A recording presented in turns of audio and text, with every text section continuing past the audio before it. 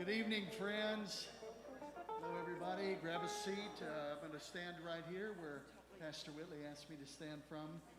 My name is Chuck Wilson, and I'm one of the pastors of the Matthews United Methodist Church. And on behalf of Reverend Larry Whitley, I bid you welcome to the Mount Moriah Missionary Baptist Church.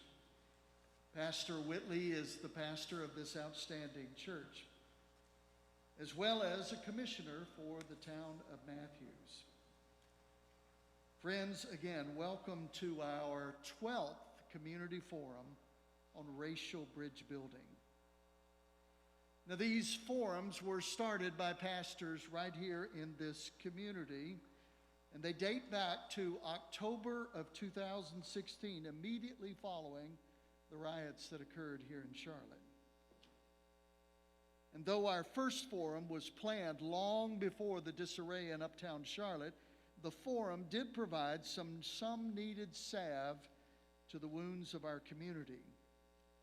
The forums have provided a needed outlet and an opportunity to speak into our community, as well as mobilizing for the building of meaningful relationships across racial lines. We've seen celebrations the last number of years on the Martin Luther King holiday. We've seen diversity and bias education take place with town employees, with town commissioners, and within some church staff communities. And we've seen the town of Matthews develop a community diversity committee. By the way, do we have any members of that committee here tonight? Just checking to see. Much good is taking place, but there are miles to go before we sleep. Hence, one of the reasons for these continuing forums to keep racial bridge building before us. Just a few reminders that have to do with our ongoing bridge building efforts right here in this community. First of all, our Hug a Cop event is coming up on this Saturday at 4 to 8 p.m. right here in the fellowship hall across the parking lot here at the Mount Moriah Church. There's no cost for this drop-by event and this meal, but donations are welcomed. And this is a wonderful opportunity for us to say that we are a both-and kind of community. We are for racial justice, and we are profoundly grateful for our outstanding law enforcement right here in Matthews and the region. Next, we want you to put on your calendars the Martin Luther King holiday weekend of January the 16th and 17th.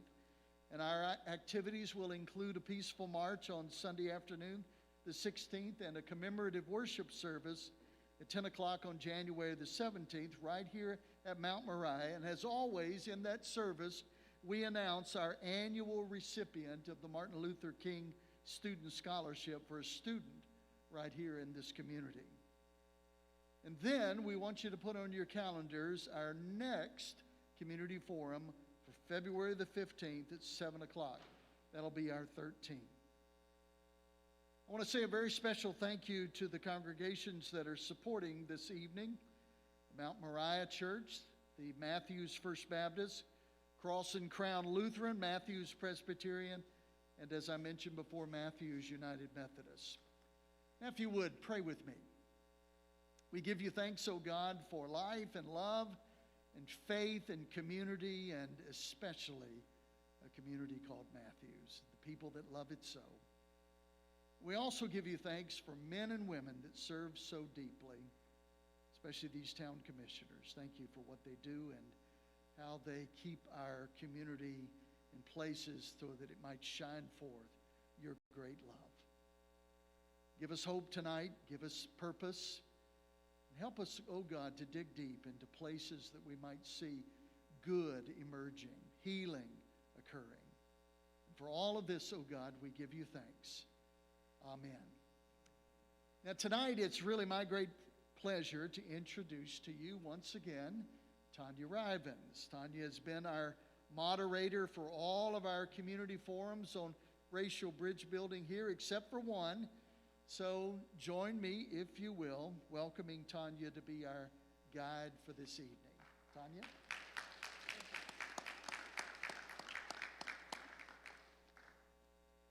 So I'm so grateful, as always, humbled to be able to be here, and just appreciate all the ministries that are involved as usual. And thank you to Pastor Chuck and Pastor Whitley for always reaching out and giving me an opportunity to serve, which is what you all continue to do. It's just humbling, and certainly we're grateful that this continues to be a conversation that at one point was really, I guess, maybe even taboo, but certainly it wasn't discussed, and people didn't feel as comfortable having the conversation.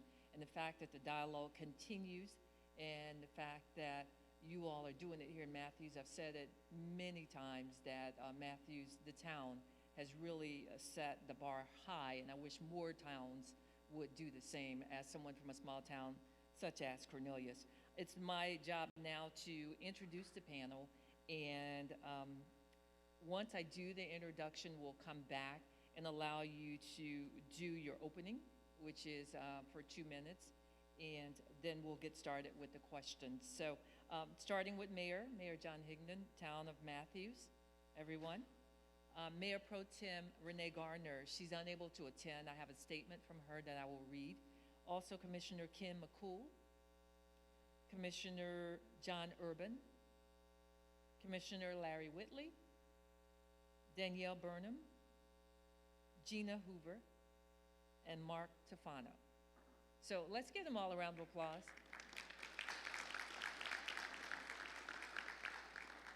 And of course, I want to thank you all for coming out. I know we've got a little bit of weather in the area, but if you from the Carolinas, it's not anything new for us that we deal with this rain and sun and wind and as we go along. Of course, tonight the focus is on racial justice and equality in Matthews. And so let's start with the mayor. If you would like to give an opening, please, 2 minutes. And I believe Pastor Mabry is going to be our timekeeper. Yes. Is it okay if I remove my mask? Well, hello. It's my great honor to be here tonight. It's been the honor of my life to serve as your mayor for the last couple of years. I'm happy for these types of forums that we have. It's been a very difficult past 2 years. Soon after I got elected mayor, we had a hurricane come through town. Not too long after that, we had an earthquake in Matthews. I mean, I was shaving, and I'm like, whoa, what's going on? So I didn't realize, I didn't think we had those here. Of course, we've had all the terrible effects of the pandemic that have been a great challenge to the community. And then, you know, for the reason that we're here tonight, we've had a lot of racial tension, racial issues. And I've had the opportunity to live and grow through that. I've often said that I thought when I was a child growing up here in the Charlotte area at Quail Hollow Middle School, when we watched the grainy videos from the 60s civil rights era, we said, boy, I'm glad that's behind us, and now that we're all, everything's cool now. But of course it wasn't. And it's taken a lot of things have happened over the years, the death of Emmett Till, the Rosa Parks, bus boycott, all the things that happened in the 60s with innocent civilians being attacked with dogs and fire hoses. A lot of this happened during my lifetime, seeing white and colored water fountains, the Civil Rights Voting Act, Rodney King, but none of that was enough. I don't think none of that was enough to really wake us up to the reality that some folks go through. And I think the death of George Floyd, if there's a silver lining, that really awakened us to what's going on and let us that are not minorities see the world as Pastor Whitley likes to see through others' eyes. So happy to be here. Thank you very much. Thank you, Mayor. I have a statement here from Mayor Pro Tem Renee Gardner that I'll read for you. It says, friends and neighbors, I'm sorry to not be with you this evening for this very important forum. My family took a much-needed vacation after a year of pandemic-related difficulties. Then on our second day of vacation, we learned that our children's friends who we brought with us were exposed to COVID the day before we left.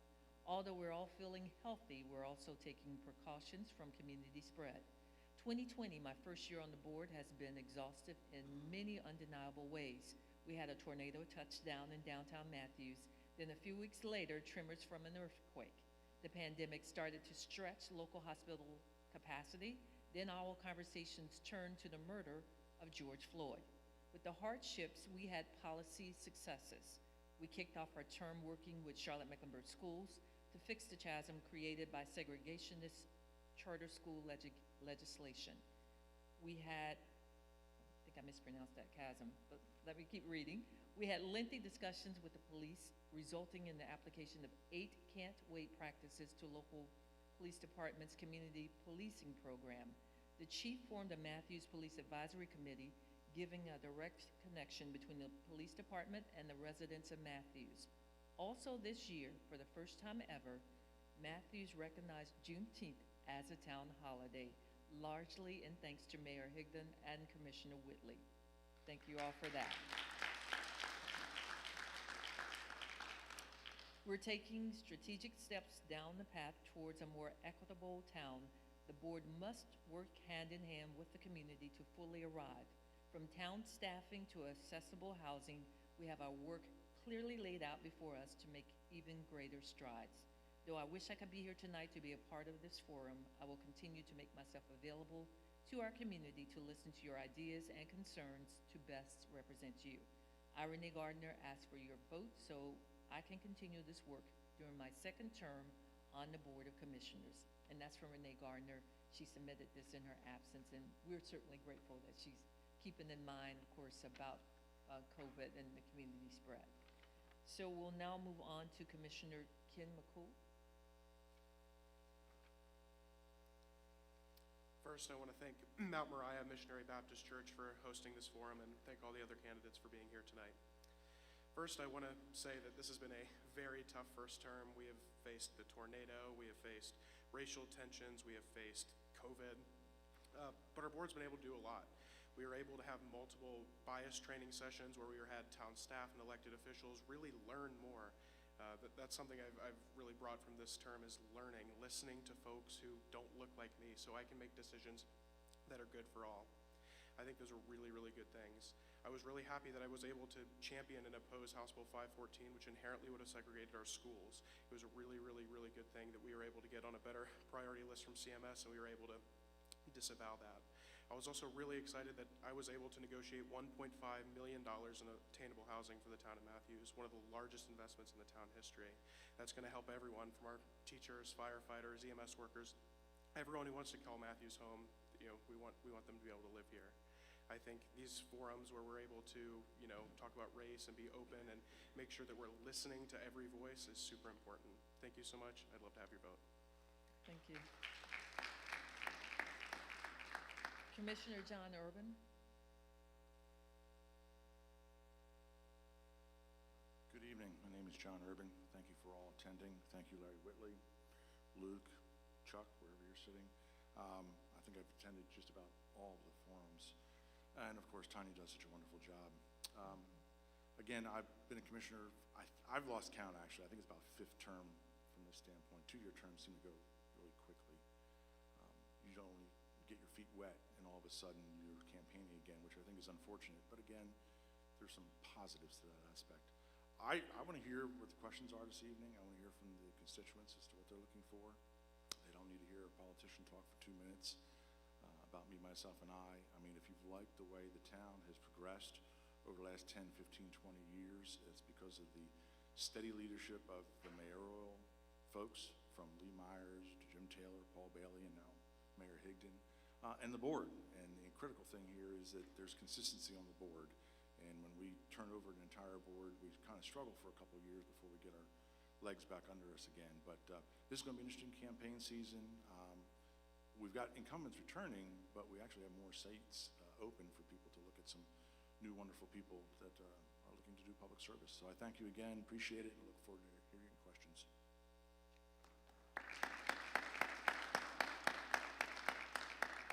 Commissioner Larry Whitley. Good evening, everyone, and thank you for coming out. I'm Pastor Larry Whitley, Commissioner Whitley. I am seeking my 3rd term as commissioner for the town of Matthews. In 2015, the Lord spoke to my heart to run for public service again as a highway patrol, which I served 30 years as a captain. I didn't want to get back in politics, but I realize now why God has called me to go into politics. And he spoke to my heart and said, America has gotten away from the true value in God we trust. And you've seen all the politics and the stuff that's going on. I would hope and think that he sent me there to bring some leadership and to bring some stability back and reason and making sure that we as a board and as a body accomplish those things that God has called for, fairness and equality. I stand on that. I ran on that. I'm running on that. I believe that every citizens of the town of Matthew deserve an opportunity to have a voice and to be heard and also be treated equal. As you well know, I was the first person of color on the Board of Commissioners in 136 years, and that blew my mind. And then when I got there, I realized that the town of Matthews did not represent Martin Luther King as a holiday. Every other town did, but we didn't. But once I brought it to the board, they readily accepted it. We have made some great accomplishment, and we have yet, as Pastor Chuck said, we still have a long way to go. We're not there yet. I believe that as we look, that you should be able to have representations of all people of color in the town that's represented in the hiring process. One of the things that I really push for is to make sure that people of color also get some of those jobs that pay fair. Okay, thank you so very much. But in essence, I'm seeking your vote for my third term. Thank you very much.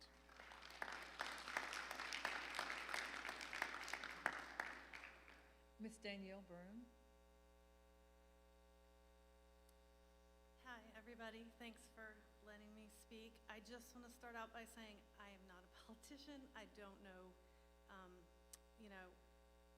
I'm just going to tell you about myself and why I'm running, okay? I love this town. It's my town. I raised my kids in this town, and I work in this town. I serve my community through healthcare, and God spoke to me and said, put up or shut up. It is time to serve, and I'm just looking for another way to serve my community. Pastor Whitley and I had, I thought, a great talk about equality. It's something that, I've raised my two boys not to see color. I work in a profession that is so precious because every person comes to me and they're just a person. They're not a color. And you get to see people from all walks of life, from all socioeconomic backgrounds, and you get to see that we're all doing the same thing. We all want the same things. We just need the opportunity. So it's easy to insulate yourself, I think, in that world and think that inequality doesn't exist anymore. And Pastor Whitley and I had a long talk about it, and I think he will be a great mentor for me if you vote for me. So just very quickly, what's important to me? I want to preserve Matthews. I don't want this to be a big city. I want to protect the trees and the green and the reasons that we live here that make it special. I don't want to live in Charlotte. I moved here because I wanted to live with the wildlife and the green space, and I will fight for that. I promise you. I will fight for that. And then I just want to say that I want to see Matthews become a more pedestrian-friendly. I know this sounds basic, but people are not safe walking in this town. I saw a man almost get run over this morning. Anyway, I would appreciate your vote. Thank you so much.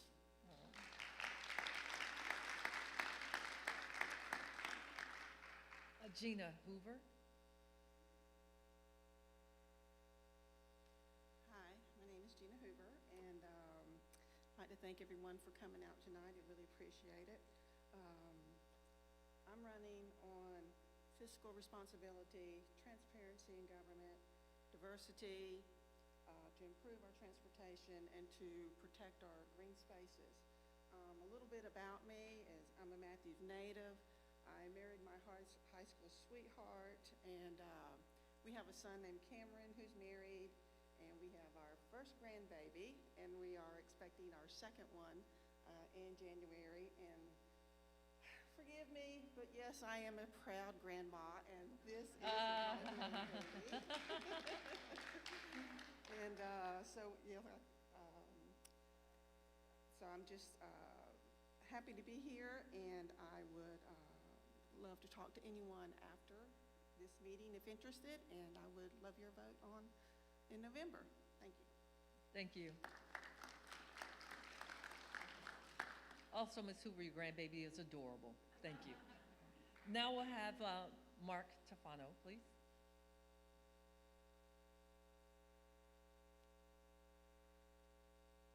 Good evening, and thank you, Larry Whitley, for this hosting this at Mount Moriah. Welcome to everyone. Good evening, and also to those that are watching via the live stream. In keeping with what the topic is of the forum, I want to spend my 2 minutes talking about that. So in the book of Matthew, chapter 22, the apostles asked Jesus, they said, what is the most important commandment? And he said, well, the most important, of course, is love the Lord your God with all your heart and soul, but then also to love your neighbor as you love yourself. Well, we got that loving yourself part down pat. Okay, now the difficult part is loving your neighbor. Well, love doesn't come without work, and love has to become as a result of talking with each other, understanding each other, and understanding the struggles that each person goes through regardless of their race. And until we get to that point where we can have honest and open discussions with each other, and to do so in a way which will never be conceived as racial, then until we can get to that point, then we're still going to have the same problem over and over again. So it's my joy and my honor to be able to be your commissioner, to provide every opportunity I can to have individuals talk to each other, understand each other, and eventually love each other. Thank you. Thank you. So I've got one additional question for all panelists, and then we'll have some that are just directly for the mayor. You've all told us about yourself and pretty much why you're running for office. I would like to start with what comes to mind, and we've heard so much, we've seen so much. Some of you mentioned George Floyd and that murder. Some people call it a lynching that was broadcast on television. But also Black Lives Matter was birthed out of that, and it doesn't come without some controversy around it as well. So I would like for you to answer, starting with the mayor, and then we'll start to kind of rotate around. But when you hear Black Lives Matter, what comes to mind? If you could share that. 2 minutes. Yes. You know, it's nice not having someone sit next to me that's running against me for mayor. My wife warned me not to debate myself into a corner tonight, so I'm going to try to avoid that. Black Lives Matter. Certainly, I think the idea of Black Lives Matter, if you remove the politics, is exceptionally important. And some of the things that the town did during these past couple of years, I'm so very proud of. One, the Cultural Diversity Committee had a 21-day racial equity challenge that many of the town board members and myself participated in. And it was such a wonderful opportunity to it was done via Zoom, but you had all the little Brady Bunch squares of people that all looked different life experiences. And we had the opportunity to really, talk about race honestly and openly, talk about, the foibles that each of us have, mistakes that we've made, misunderstandings between the races and even genders for that matter. So that was a great opportunity that we did. And I think we've really grown. You're exactly right, Tanya. I think George Floyd, what made that so uncomfortable, and I encourage people to go watch the entire 9 minutes or whatever of his torturous death. It made people really uncomfortable, and it made people finally say, enough is enough, and we got to do something different. We can't allow this type of abuse to go on. And I'm especially happy to see that our youth have really embraced that ideology. My son, when he has his friends over to the house, it looks like the United Nations because there's people of all races, and it's great. And I think that makes me very proud that I think our youth has it. We just have to teach old dogs new tricks. But thank you very much. Thank you. Let's start to the mayor has left this time. So if we could get Ms. Burnham to respond, please? So I spoke with Pastor Whitley about this, and he gave me a reading assignment. And and also a history assignment. And so I have been researching Black Lives Matter, and I contacted a friend of mine who is raising a black son, and she's very passionate about Black Lives Matter. And I want to learn from her. I want to learn from Pastor Whitley, but I think from what I've been able to understand and read, it has brought to light injustice where I guess I wasn't really aware until George Floyd that it was happening, and that it doesn't just let down the black community, it also lets down the white community, because it's a degradation to our culture. And so I can only learn. I can only listen. I can only, as I told you, I've raised my children to be fair and not to see color. I know there's injustice still in the world. I know we need to fix it. I know we have it here in Matthews, and I just promise to listen and learn and be genuine. And something that my pastor said last Sunday, lips to life, okay? Live what you say. And that's the kind of person I am, and that's the kind of person that I will be as a commissioner. So thank you. Ms. Hoover?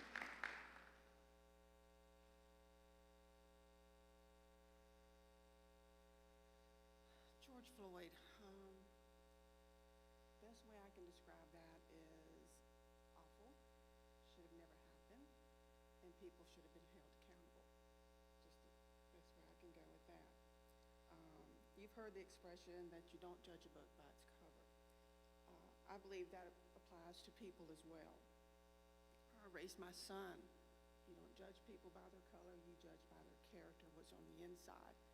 And I believe that we are all, which is in the Bible, we are all made in the image of God. So it doesn't matter what color you are treated like a human being. When it comes to Black Lives Matter, yes, Black Lives Matter. I believe all lives matter. And what really breaks my heart, I like to get into numbers, I like to research kind of person. And what breaks my heart to hear, when you hear Black Lives Matter, I hear no outcry for the 247 black babies that are murdered daily through abortion. And it's just stuff like this that breaks my heart. So yes, Black Lives Matter, but all Black Lives matter, no matter how you look at it. So, thank you. Thank you. Mr. Tufano?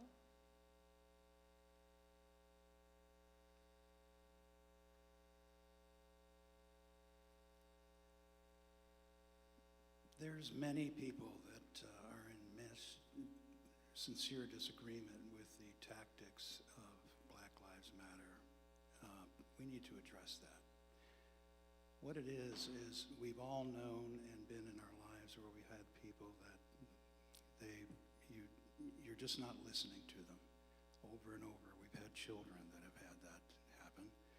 And what happens is they get more persistent and they get more energetic, and to finally get to the point where they act out and they do what they do in order to get attention. We need to put that aside because there's an additional fault, and the fault is that whoever they're trying to get the attention of is not listening.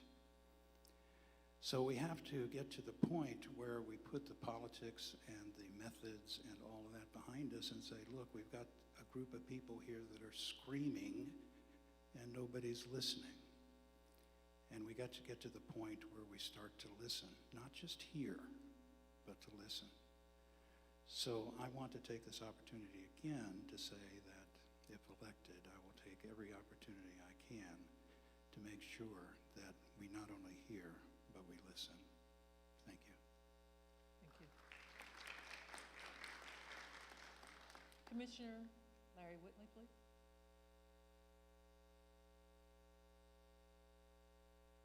When I hear the term Black Lives Matter, it's dear to me because the term Black Lives Matter was born out of the young black men and women were being killed by police officers, and not only being killed, but when it comes to trial, the police officers were let go, which in turn saying that their death was unmeaningless. And George Floyd really brought it to the forefront that Black Lives Matter because it's the young black men when they're stopped by police officers. And I've talked to several of my white counterparts who have young sons, but they never had the conversation with our sons. If you're stopped by the police officer, I'm going to ask my grandson, Marlon, if you would please stand. I've had this conversation. Marlon is just graduated from Porter Ridge, but I had this conversation with him. If he stopped, the things that he must do to survive to get back home. A lot of white young parents have never had that conversation, never thought about it. But we have to think about it because it is the black male that are being shot and killed and come to justice. That's why when George Floyd was brought to trial and the justice that we received, that's why we were so excited because we had one justice. That's what Black Lives Matter means. Not that it's rioting and looting, that's not what it is, but it's what Mark was saying. They're angry because no one heard us and no one listened to us. But George Floyd got our attention to where we are listening, and we begin to build back now. True, all lives matter, but black lives are the one that's being killed. So that's what I hear when I hear Black Lives Matter.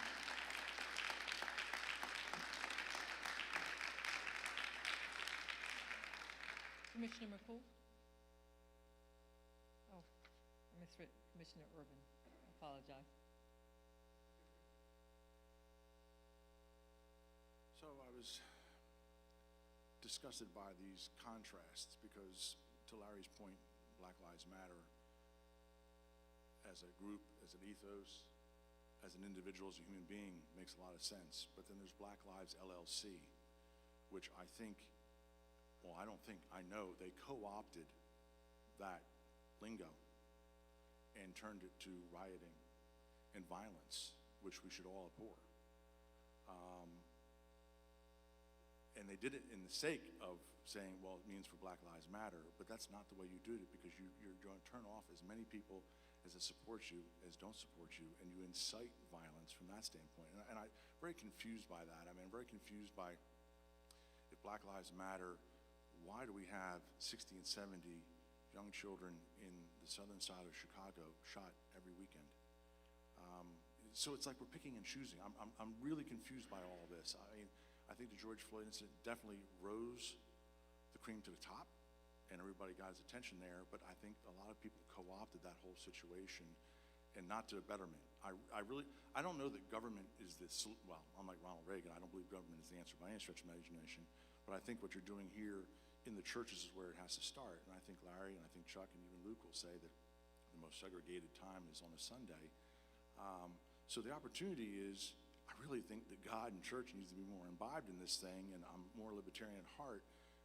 We need to be regulating taxes, providing for your defense, equaling the playing field for everybody. Everybody has opportunities abundant, and government backs out of this thing, and let the church, the synagogue, and the temple do what it does best in caring for everybody. Thank you.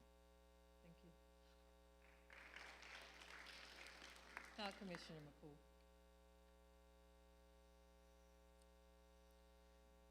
I want to be clear, Black Lives Matter. It is imperative that those who represent you listen to you. What I have prided myself in my first term is listening to voices. I am a white man. I do not understand the fear it feels to be pulled over. So it is imperative that I listen to people. I've listened to stories that Larry has told me, so I know how people feel, because I do not want to make decisions for this town in a vacuum. We represent all people. And so what we need to do is listen and learn. The murder of George Floyd, it made me cry. It hurt me to my core. It opened my eyes. We I myself went to a couple of the Black Lives Matter rallies, the peaceful protests at Town Hall, and I listened, and I sat and listened and learned. We cannot lead for all if we don't know about everybody. Thank you. Thank you.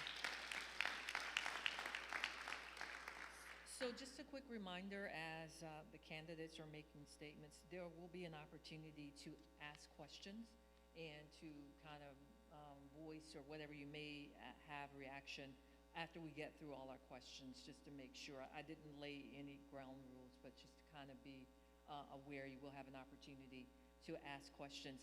This question is for the mayor, and you already kind of answered it somewhat, Mayor. And it's about, it looks like it was submitted by Pastor Chuck, about what you're doing to work for racial justice in Matthews. And you mentioned the Racial Equity Challenge and also getting Juneteenth, honoring that day. Would you like to share some other dates or information, 2 minutes, that, the work that you're providing? Sure. I think one of the things that we did as a town is we provided additional training, particularly for our EMS, fire, and police force, because just as a young black man may be a little bit nervous when he gets pulled over by a white police officer, that officer also may be a little nervous and not know exactly what to do. So we've done de-escalation training, really tried to emphasize the importance of treating everybody fairly and with respect. And our Chief of Police, Clark Pennington, has been very open to that. We've also made an effort to hire more police officers that look like the community. So we don't have a white police force. We have a police force that is more representative of the people that live here. So we have many black and Asian and other officers as well. So those are some of the things we've done.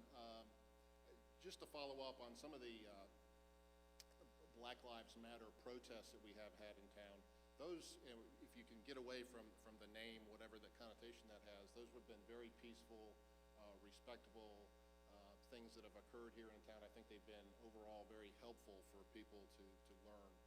So they've been very good. I've participated, I spoke at many of them, and none of them there was no rioting or looting or anything like that involved. It was very peaceful.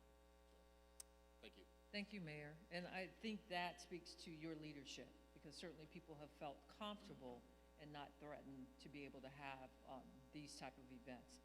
This now is for all the panelists again, and you'll have at least 2 minutes. I believe Pastor Luke submitted this. Is about the Board of Commissioners of Matthews, acknowledging the lofty ideas of government that is of, by, and for the people, while also acknowledging that people of color historically have been excluded from that government and from the benefits of their contributions.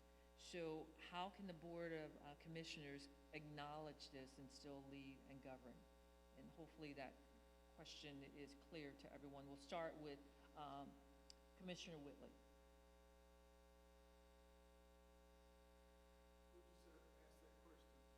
Pastor Luke, yes. Amen. Thank you. Listen, it's no secret that blacks and people of color have been mistreated and has not been treated fairly and equitable. As I stated to you, I was the first person of color to serve on the Board of Commission 136 years. So 136 years there was taxation without any representation. So we understand that. So now what do we do when we hear this and learn this? We make a difference. We make sure that people of color are hired at a lower rate. They don't get the best jobs, the ones that are paid to help people of color, black people, to reach an economical status in life where they can live a middle average life. So we have to do that in the town of Matthews. We have to make sure in our hiring process. Now I want to say the town of Matthews and the police department have done an excellent job in making sure he's recruiting not only blacks, Hispanics, and female. In the process, he is now getting ready to promote our first white female, and I'm proud about that, because that's important that we make sure that we not only just for people of color, but those who are less fortunate, make less than $70,000 a year, but also affordable homes. And that's another thing, that the town of Matthews is a rich town. The average home here is somewhere right above 350 or higher. You have to have a tremendous salary to be able to afford that. We need to make sure that we have housing in Matthews, that our police department, our nurses can live in Matthews. Majority of our fine police officers lives in other counties, especially in Union County, because they go where it's cheaper. We need to change that. I'm a voice for equality and make sure that everybody is treated fair and equitable. So Luke, thank you for asking that question. Commissioner Urban? Like everything, it takes time. Time heals a lot of wounds. And Larry's right. I mean, the board has gone through a lot of digestions and gestures to move to a more equitable stance. But I will also say that the board, in advance of Larry becoming a board member, was already looking at a lot of things. We actually have a fantastic group of female employees at all levels in the administration. And so the town's always been out in front looking at that. Now, rightfully so, maybe it doesn't hire as many blacks as others, but as a town board, the way we operate, we cannot get involved in human resources.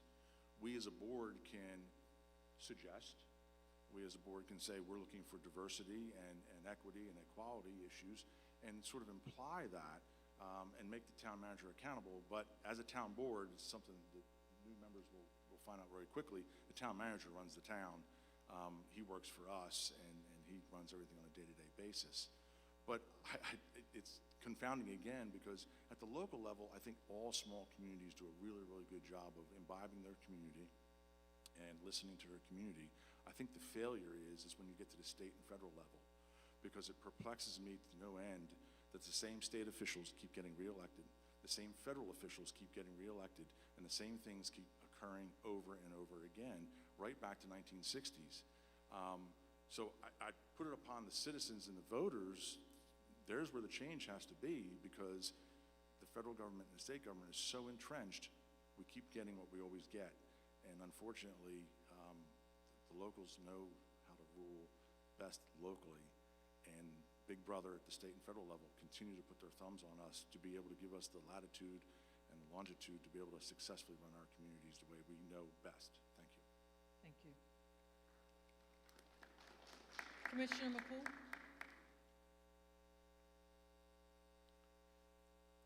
This is a great question by Pastor Luke.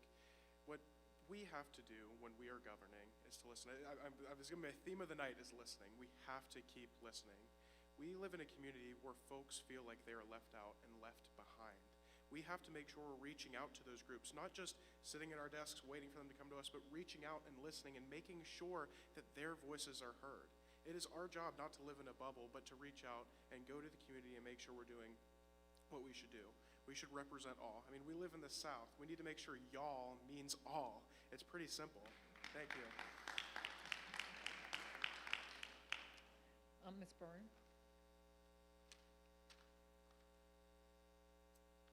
So, I believe, this is what I'm passionate about. I believe that we need to keep Matthews an awesome place to live with tons of green space and tons of community areas where we can all be together and share experiences. I want to protect that. I don't want it to be destroyed. I think I need to learn a lot about how to represent people of color who feel that they haven't had a seat at the table. I don't know how to do that yet. I need people like Pastor Whitley to help me with that, but I'm gonna listen. I have an open heart, and I will always fight for justice. That's what I base my career around, is loving everybody, and so thank you. Thank you. Gina Hoover?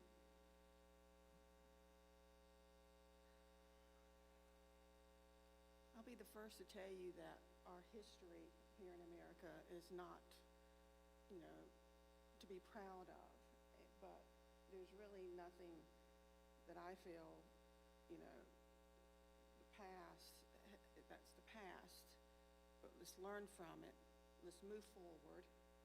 And I actually have a biracial family, and do not judge people by their color. I believe we need to work together as a community with with the black people here, and I don't like calling black people, just, you're people to me. You're a person of color. I'm a person of color, we're all different in our own way. I believe, hiring, and I would like to see more people of color involved in with the town on committees, and it's just, I don't see a lot of that, and I wish there was more of that, and I would like to see that move forward. Thank you. Thank you. Mr. Tufano?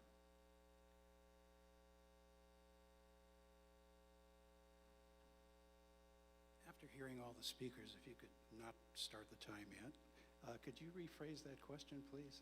So how can the Board of Commissions of Matthews acknowledge the lofty ideas of government that is of, by, and for the people, while also acknowledging that people of color historically have been excluded from that government and from the benefits of their contributions? Okay, thank you very much. Having been a business person, I've formed multiple businesses and hired hundreds of people, and most of the time I deal with the federal government or state governments, and they all have EEOC responsibilities that they place on their vendors. So I've been faced with having to have in my employ a wide variety of people, both of gender and of color. Now, the difficult part is that if you're commissioners, you have conflicting responsibilities. You have a fiduciary responsibility to the town to make sure that you have the best possible people that you can to do the best possible job for the town. But you also have a human responsibility, and that is to make sure that you have a diverse workforce. So the way to do that, the way I found it was successful to do that, was to wait for that person to come along and to actually go out and physically recruit that person. So in other words, if I was looking for an engineer with a particular background, I didn't just simply put out a request for employment. I actually went out into the community, into areas, for instance, into black colleges where they had engineering degrees and physically recruited in those areas. So you have to actually go out and find qualified people that would satisfy the fiduciary responsibility but still satisfy the human aspect of it as well. And it can be done. It's hard work, and you can satisfy both and become very successful at it. Thank you. Thank you. So Mayor, we've got another question coming up for you in just a moment. We're giving you a little break unless you would like to address that. We're going to ask our commissioners this question now. What specific steps or initiatives would you advocate the town of Matthews take regarding racial issues and tensions, as well as steps to advance the equity of all ethnicities? And there's a lot of conversation around equity and ethnicities, as well as, of course, with COVID and how it pretty much just ripped off the blanket of all of the disparities and everything that's happening. So are there any specific steps or initiatives that you would advocate as far as the town taking to address these issues and tensions? And if I could start with you, Ms. Danielle? And that question was submitted by Pastor Justin, First Baptist Matthews. And I'm sorry, would you repeat that question? Sure. Are there any specific steps or initiatives that you would advocate towards the town of Matthews to take regarding racial issues and tensions, as well as steps to advance the equity for all ethnicities? Well, I'm not exactly sure how to answer that question. As I've said up here before, I am open. I'm a fair person. I'm sorry, is that better? Yes, so I'm an open and fair person, and I'm willing to learn, and I think that I have this town's best interest at heart. I love this town, and I love everybody in this town, and although I don't have any specific measures that I can tell you, I just support everyone that lives in this town, and that's regardless of color, and thank you. Thank you. Commissioner McCool, if you could answer that question, any specific steps or initiatives that you would advocate for or suggest? Well, I think it's very important that we continue to work with the town manager to make sure hiring practices, we're hiring people of all races, because there's qualified people of all races. We need to make sure that we are hiring them. We also need to continue to work with our police chief to make sure that we have a good policing model, and a policing model that makes everyone feel safe in the town. That is very, very imperative. I'm going to say it again, we need to listen. We need to keep having these forums. We need to keep listening to the communities that need their voices heard, because we cannot govern without knowing how everyone feels. I cannot govern in a bubble. I need to know what people think, and if we keep reaching out and we keep thinking and we keep doing these forums, we'll be able to have a better town. Thank you. Thank you. Ms. Hoover, if you could answer that question, please.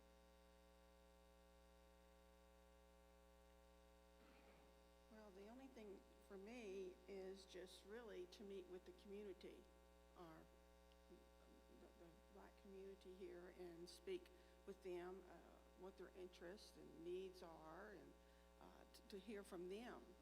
That would be the most thing, and maybe also to, I'll be coming into this if I'm elected, and would need to speak with, say, the mayor and current commissioners that are in there to see what's been going on, what have they done, or been, discussing issues and all of that. But I think mainly it's to meet with the community and talk with them and just work with them on that. Thank you. Commissioner Urban?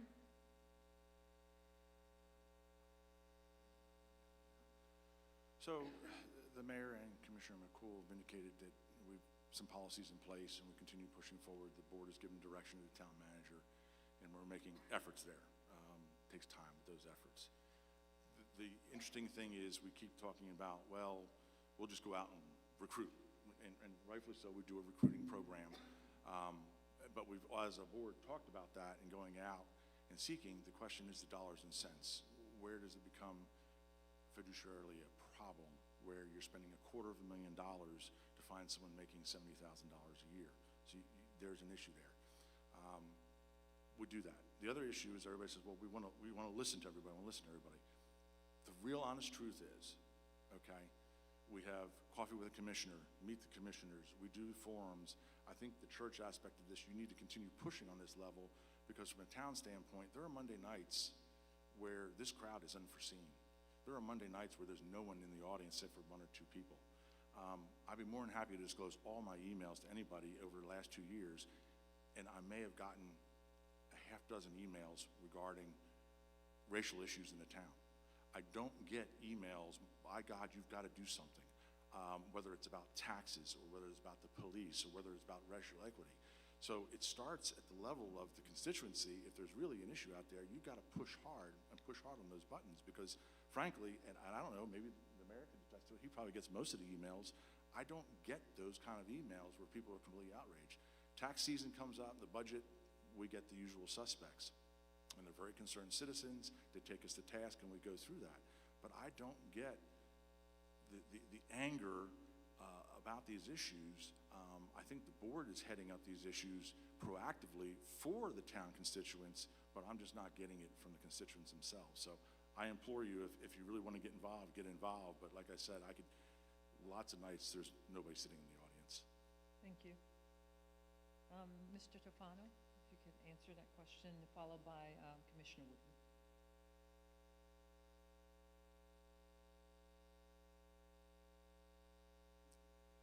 With the exception of 2 meetings, I personally have attended both in person and all the remote meetings of every cultural diversity meeting that this town has ever had.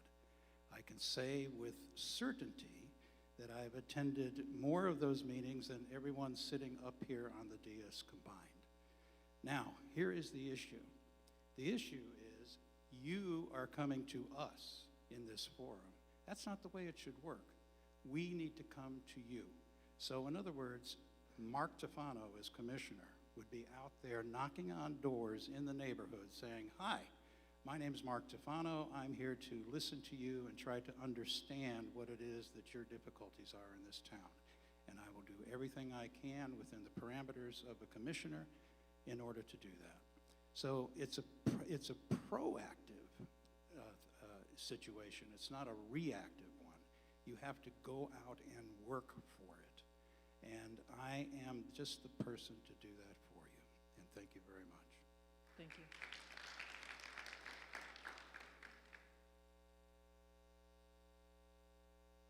Thank you very much. One word comes to mind, intentional. When it comes to hiring people of color to make good jobs, you got to be intentional. When you look around your workplace and you see only white males in position, and that's in Matthews. If you look around in the police department, the rank of higher than sergeants are all white males. I was a captain with the North Carolina Highway Patrol.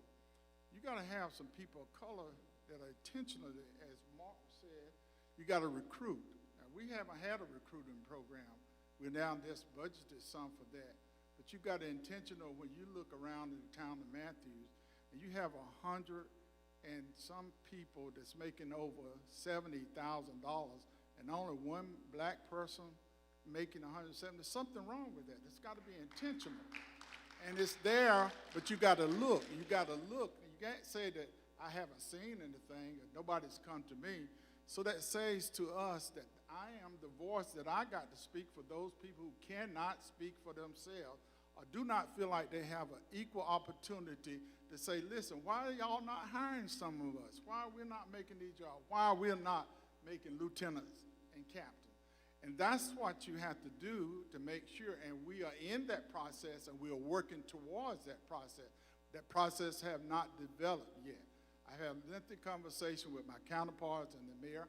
He's well aware. But as John Urban stated, the town manager runs the town, and he is the one that's responsible for hiring. Now, we have made it plain to him that we are aware of this. He is aware of it, and he had made a pledge that he's going to make sure going forward that we hire some people of color. It doesn't matter whether you're Hispanic or female, but you got to look around in your town and your makeup in the department to see that people of color are equally represented as well. Thank you.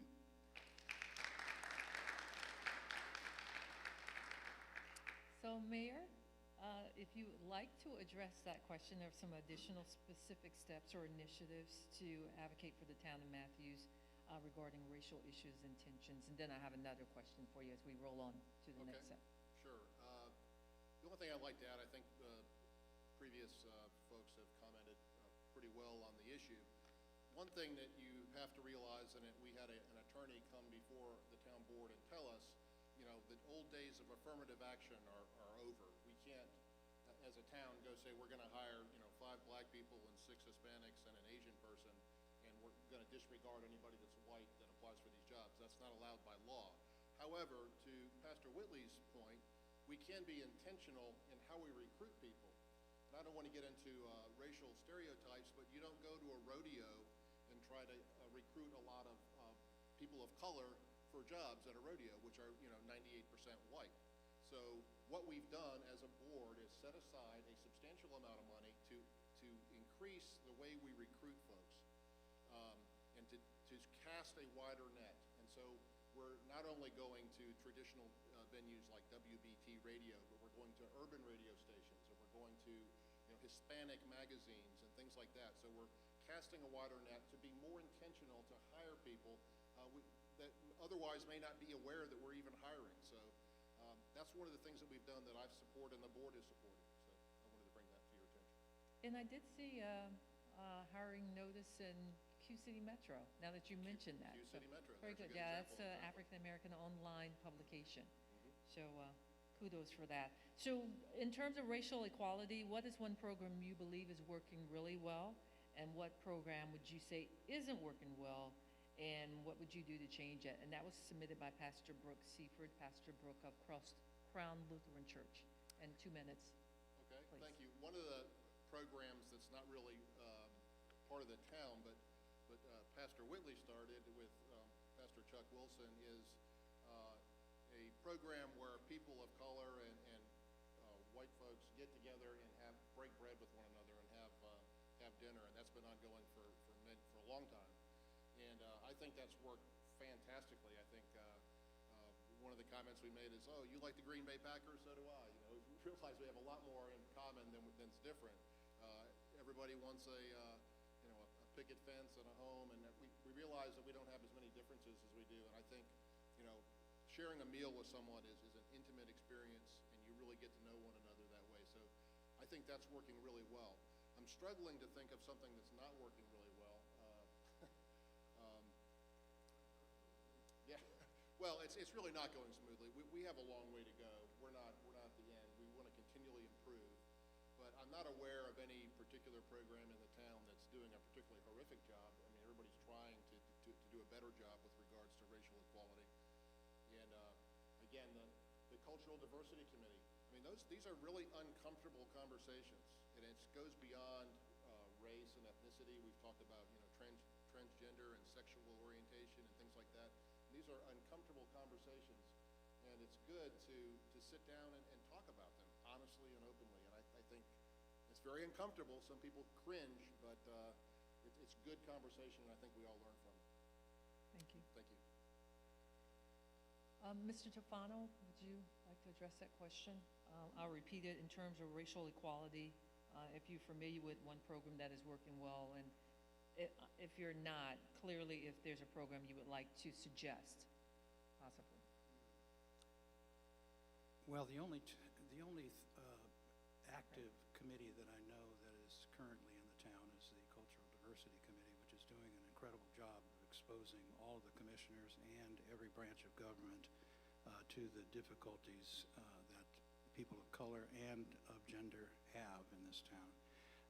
Whatever we do, we need to ensure that that particular committee continues and is given all the resources that they need in order to continue their wonderful task. But I think the mayor hit the nail on the head. As this goes back to my original statement of you can't love unless you know.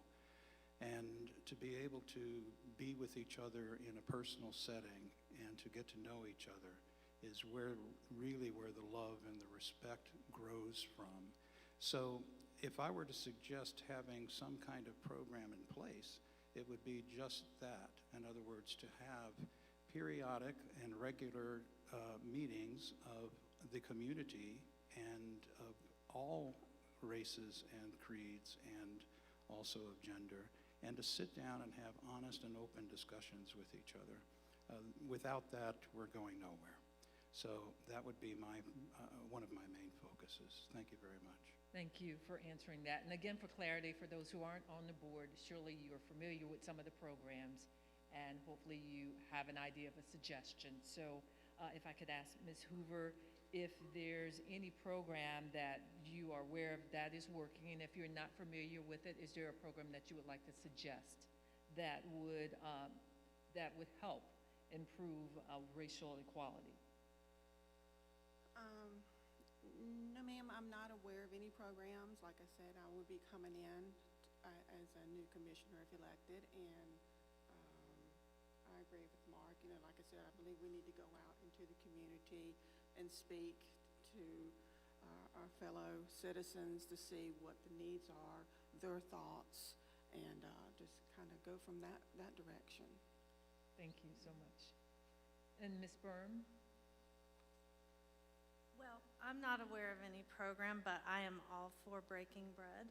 So if we want to all get together and eat, I'm all about it. Those are peace meals, right? So I would definitely support a community sit-down dinner and to talk about the tough issues and just be together. Thank you. Commissioner McCool? I'm going to piggyback off of what Larry said earlier. Is a thing that I don't think is working is hiring practices. To have one African American making over $70,000 a year is an outrage in this town. I think we need to do better with hiring practices. Something that I think we are Something I think we're doing good, though, is that this board has been open to taking bias training and listening and learning and doing that. That is something these boards have never done before. It is a very, very important thing that we've done, and it's very, very exciting that we've had the openness to do that. And if we keep doing that and we keep continuing to learn and listen, we'll be able to do better.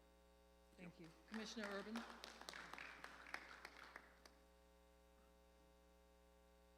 I think you've heard from enough of the sitting commissioners and even some folks running for office that the town's been proactive about putting programs together.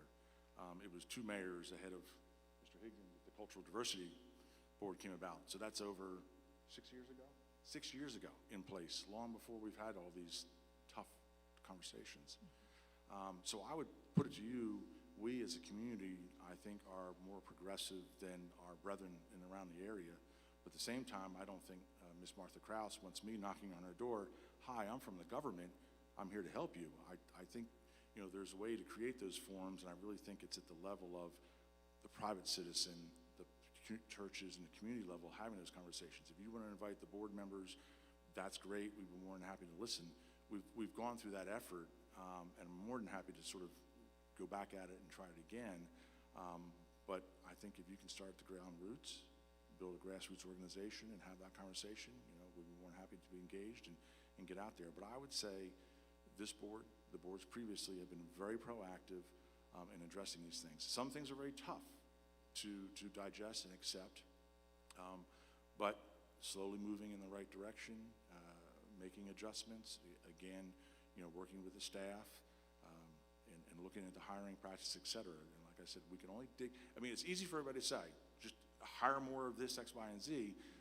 There is this wall that is in our place, and there's politicians and there's bureaucrats, and it's a very interesting play that takes place.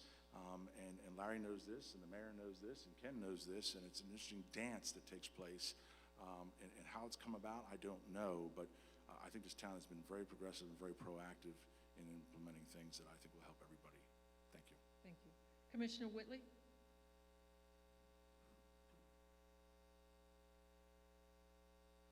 Thank you. One of the things that's not working, I think, like Ken has said, and it's not a matter of not working, it's being intentional and making sure that we do have people of color that's making over $70,000. You got to be intentional, got to recruit. As Mark DeFano said, you got to go looking for those people that are qualified. And I want to say we did have an attorney come to town and talk about being able to hire people because they're black. That's not what we're asking. We're asking you to look, because black people or people of color are qualified as well too. And I've heard that all of my life in seeking jobs, that we want the best qualified. Well, the best qualified is everyone that has prepared themselves to be in position for that, not just white people. But what we are doing now is talking, diversity training, and we're listening to one another. And I can say that now that this board is doing that. And that's making a difference. Those are things that we're doing right. We're now proactively looking and seeking and making sure that we're recruiting, we put money aside. That didn't happen. That's called intentional. And that's because you got to be able, I heard John Urban say earlier, he had not getting no complaints from the black community. See, if you don't say nothing, the squeaky wheel gets the oil. If you know these for facts, the facts are there, you got to let the town manager know that you're not satisfied with this hiring process and that he make an effort to make sure. That's where you make change. Not that you're radical, but you want to make sure that you're treated equally. And until you do that, I had a great politician told me a long time ago, Larry, if you want to be heard, you got to make some noise. I didn't understand it when I was an early politician, but I understand what it means. I mean, the squeaky wheel gets the oil. Not that you're being radical, but you want to make sure that everyone across the board is treated fair and equitable. The town is on the right track. As Pastor Luke said, we're not there yet. Thank you. So Pastor Whitley, or Commissioner Whitley, if you would hold one more final question, and we'll give everyone 1 minute because we want to get to questions from our community here. And you already kind of answered this question. So it's about, you submitted it about affordable homes in Matthews. how do you feel? And you already kind of talked about that earlier, so maybe you can kind of just Well, summarize that. affordable homes is one of my babies. That's what I ran by. And the reason I said it because we're living in the Crestdale community, one of the oldest African-American community in the state of North Carolina. But Crestdale community is probably one of the lowest housing in the town or in the city of Matthews. But at the same time, there's a good people because you don't make $70,000 or $150,000 a year job. There are people that still wants to be treated fairly. They want an opportunity, not looking for a handout, but a hand up. See, and as the new panelists, as they come, don't be afraid to say black folks and white folks. We are black folks and white folks. There is a true identity and difference. And I always use the term, white eyes, blue eyes don't see what black eyes see. Everybody of color or everybody wants the same thing in life.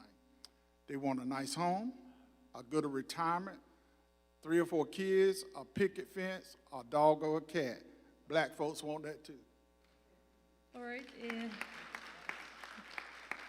we'll just go down the line. Commissioner Urban, 60 seconds on how you feel about affordable homes in Matthews. Okay, I'm a local architect. I'm licensed in 17 states. I do affordable housing in those 17 states. You want to have that conversation here in Matthews, you get thrown out. We tried to petition a project in Monroe probably 6 months ago. It was 60% AMI, 80% AMI, which is 60% of the average medium household. That board sent us packing. The problem is the discussion with the community as a whole in the affordability discussion. If the town of Matthews wants to talk about affordability, I have no problem with that whatsoever. I can share with you the plans, the idea, the concepts, the financing, funding, the whole 9 yards. That's my business. The problem is the acceptance of that. And I'm not sure that it needs to be termed affordable versus attainable, because a family of 4 making $100,000 may not be able to attain a certain level as well as a family making $50,000, okay? But it's a really interesting dichotomy because we have people like, don't destroy Matthews, leave it as a small town. Density helps us create the affordable component, but people don't want that either. So it's a really interesting paradigm. Especially, in fact, during the current real estate market. So, Commissioner McCool, 60 seconds, please. Your thoughts on affordable homes? Well, this is something I'm very excited to talk about because during our budget process, I was able to successfully negotiate $1.5 million out of American Rescue Plan dollars to set aside for affordable and attainable homes. That is the largest investment the town has ever made. I'm not saying Section 8 homes. I'm saying we have money set aside, and I'm excited because you should reelect me to a second term so I can see that project through and see that money go through and make sure we're doing the right thing with it.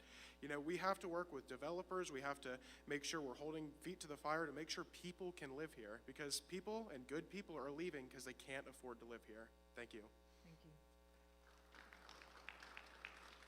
I assume I'm next. To Pastor Whitley's comment, I've always considered myself kind of beige, and I've never wanted 3 or 4 kids. I had 2, and that was enough. Affordable housing, we have been pushing developers as they come to town to set aside a portion of what they're building as affordable. And it's not magnificent, it's not great numbers, but if we get 5 or 6 units here, 10 units there, we're slowly getting there. But I am committed, along with Commissioner McCool, to spend a substantial portion of our American Rescue and Recovery Act funding for affordable housing. And again, we're not talking about Section 8 housing. We're talking about teachers, mechanics, firemen, policemen that cannot afford to live here. We had a developer come here and said, John, I'm going to have very affordable housing. They're going to start at $490,000. I'm like, who is that affordable for? I mean, that's very few of us can afford that. So we are looking at it. We're doing better. We're dipping our toes into it, and I'm committed to making a really strong effort during my next term to have more attainable or affordable housing here. Thank you. Thank you.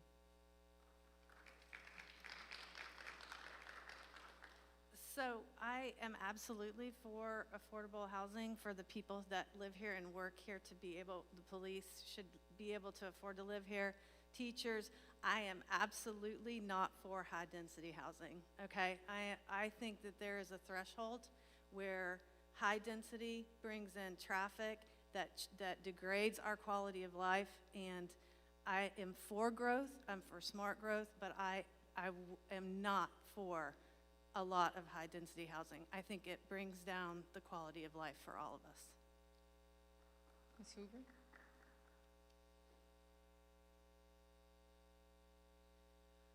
I cannot tell you how many times I've heard from people saying, can you afford to live in Matthews? And I say, well, I've been blessed. I bought my grandfather's house, which was built in 1945, and it's an adventure every day of repairing. But I do believe we have a huge need for affordable housing. When you get firemen, police officers, teachers can't even afford to move here, that's a problem. I know that Pastor Whitley does have some property that he is interested in developing for affordable. I think that's a great idea, love that. And I just feel that everyone deserves to follow their American dream. Thank you. Mr. Tufano?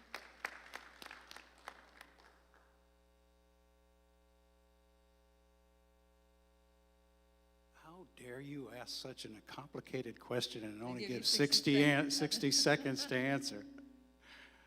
Okay, we've got two sides of this equation. We've got the houses cost too much or the people are not making enough. But let's be honest. What affordable housing really does when it hits the ears of a lot of people say, these are going to be really crummy homes and they're going to really drop my property value. This is what the basic issue is. Well, it doesn't need to be that way. I'm a financial supporter and a physical supporter of the Home Again project. I don't know if any of you have ever had the opportunity to go to Davidson to take a look at it. It's absolutely beautiful. And they're small. Yes, they're small, but they're affordable. And it's actually a lovely community which you wouldn't mind at all being right next to you. So let's really address the situation. The situation is, can we make homes small enough and affordable enough and attractive enough where the community will accept them? Thank you. You did it in 60 seconds.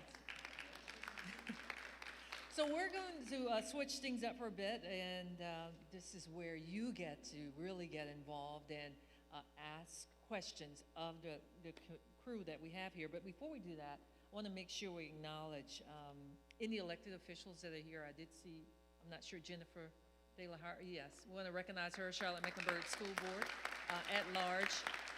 Any other elected officials here that we'd like to acknowledge? Okay, and I believe, Pastor Chuck, you already acknowledged all the pastors that are involved with this forum. So now it's open mic time, your opportunity to ask any questions that you may have. And we've got one here. Do you mind making your way over here? I'll meet you halfway, how about that? Let her come here, okay. So I'm just gonna leave this here then, and I'll step away. Good evening. My name is Connie Green Johnson, and I live in Matthews. I've been here since May of 2017. I moved here from Ballantyne. I can afford to live here, but there are many people that look like me that can't. So 2 questions to this esteemed folk that want to get elected and folk that are elected. My question is, I just signed up for the Culture and Diversity Committee. I've not heard anything from anyone. That's unacceptable. That was about 6 months ago. 2, it is ridiculous that you folk that have been sitting, especially you, Urban, and not seeing the issue. No one needs to come to you with the issue. When you have a population, if you just look at a mobility study, doesn't cost much, and everybody looks like you, there's a problem. And if you look at the demographics, it's a problem. So I can't imagine you still being in that position that long and not knowing there's a problem. I love your energy, that you're willing to listen. I love your energy, that you open the question. My question is, what are you planning to do about it besides listen? Because it's time not to wait that length of time.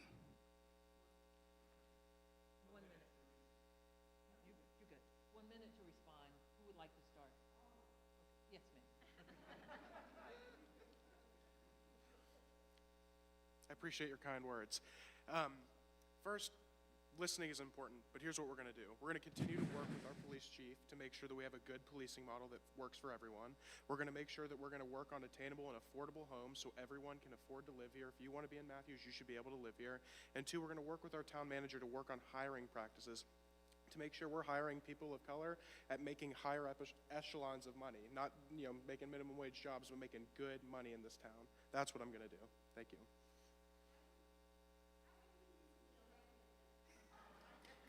So my name was pointed out, but what was the direct accusation? I missed that. I heard word mobility, but what was the precise? I didn't bring. What If I was? can interpret, I believe she said action. You were, the comment of, you haven't heard from anyone, and she's saying it's there, it's obvious. And so what action are you taking? What is there and obvious? What is there and obvious?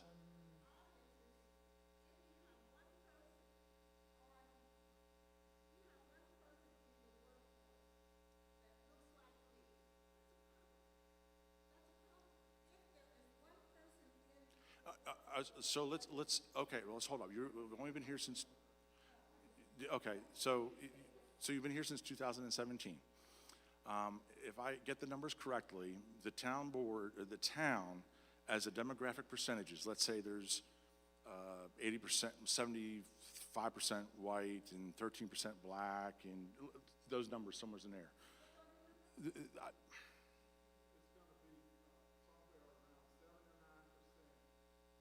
79% white,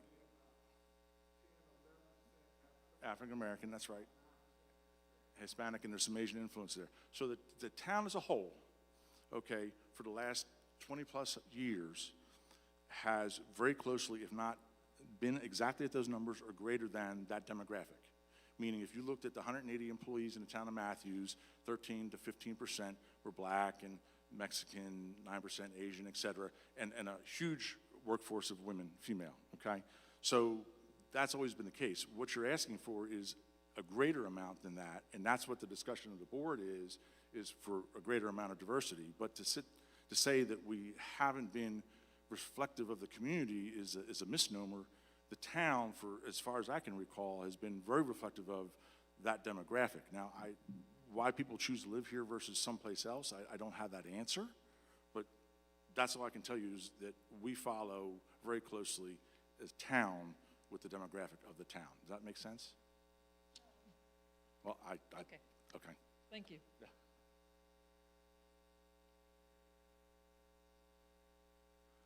Okay, thank you so much. So what we are saying is that if you look at the demographic, and if you only say that African American only make up 10% of the living here in Matthews, and if you only say, well, I'm only gonna hire 10% of the workforce is African American, but the problem is those 10% that you hire that are color are at the bottom of the pay scale, and that's the problem. What Chief Pennington has done is this. He's looking at the scale of Mecklenburg County, where the people of color make up 32% of Mecklenburg County. Matthews is part of Mecklenburg County. So Chief is making sure that the workforce in the police department in Matthews represent Mecklenburg County, not Matthews. And he also is on a program to make sure that we have people that are making over $70,000 a year that look like us. It is a problem, and I know my time is up, but it's a problem, and I'm addressing that problem because if you're not made aware of that and you don't do anything about it, so that's what we're going to do about it. You got to continue to put these before our town manager and let them know that we are not satisfied with that and we need to see some difference in going forward. Thank you. I just have a couple points very quickly. First of all, Connie, I give you my word as mayor, somebody will get back to you tomorrow about your Cultural Diversity Committee application. I'm sorry that it's languished for 6 months. I think Pastor Whitley made some very good point. We have steadily improved with the number of minorities that work here over the last several years. There's a chart that I could share that shows that the numbers have gone up. But Pastor Whitley makes an excellent point. it's not equally distributed among the pay grades, and that's unacceptable. I totally see that, understand that. We want not only to have a demographic that's representative of our community, or maybe a little greater, but we want that to be over the entire pay scale. Everybody of color shouldn't be at the bottom. That's not right. So we need to work on that. That's an area we need to improve on. That's noted. Thank you. Thank you. So I hope this is something dear to my heart, and I hope this addresses part of what you're talking about. I feel like Matthews deserves to be its own town, separate from Charlotte. We deserve to have people who live here and work here. And I don't think there has been enough effort to bring industry, technology, companies into Matthews. We deserve it. And I feel like that is a foundation, is to have more high-paying jobs for everyone. And then we work on who we fill those jobs with. I don't want to be a bedroom community of Charlotte. We deserve to be our own town. Thank you.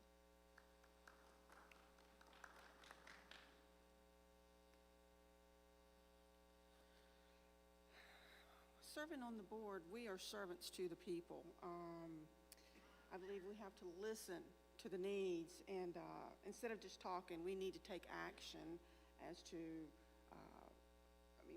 people can sit and say, oh yeah, we'll do this, but we actually need to follow through and work with the people of color in our community. The Cultural Diversity Committee, I think that's great you're on there. I hope there's more than one person of color on there, because that's part of the problem I see. We need to get more people of color involved in the town and serve on more committees to get their voices heard more.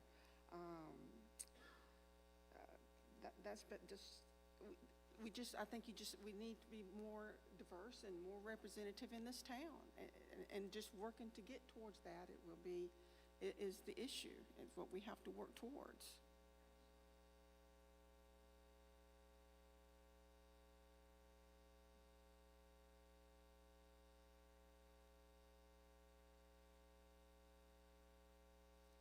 Thank you for asking that question. In order, and it's something I said, and Larry put a tag on it, intentional, but I said it initially, you have to go out and seek these people. They're not here. So you have to encourage them from wherever they are to come to Matthews and to be part of our community and to participate in the higher paying jobs that we would have to offer, not only at the town level, but and thank you very much, Danielle, for bringing that up, which I'm very, very supportive of, and that is to bring higher paying jobs into Matthews and to be aggressive about that and to seek. So in other words, what I'm trying to say over and over again is be proactive, not reactive. You have to go out and find them and come in. And Larry, thank you for putting a tag on it as intentional, but that's what I've been saying all along. Thank you. All right, we have here Ms. Prophet, Barbara, who wants to ask a question. Please come forward. And again, this is open to everyone, and if you want the entire panel to respond, please indicate, or if there's anyone in specific that you're asking.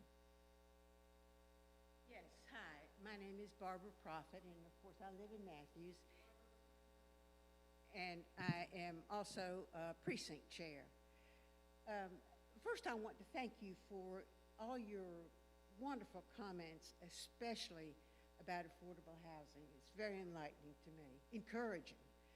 I would like to know from the current board members especially, but if the others have an opinion also, what is your opinion about having an Airbnb in our neighborhoods? And have there been any issues with them so far?